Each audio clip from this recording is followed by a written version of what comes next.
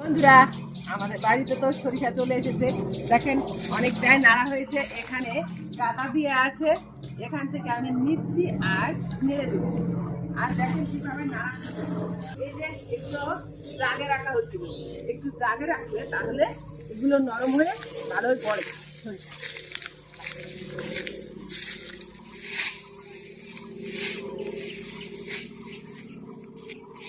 সব জায়গায় এখনো রোদ এসে পারিনি, আর সব জায়গায় রোদ তেমন ভালো আসবেও না। দেখেন ওখানে তো চারিদিকে গাছ, ফল ফুলের গাছে পরিপূর্ণ। দেখেন আপনারা ওধার থেকে শুরু করে কত মানে কেমন ভাবে আমার সরিষাটা নাড়া হলো, দেখে আমাকে একটু জানাবেন।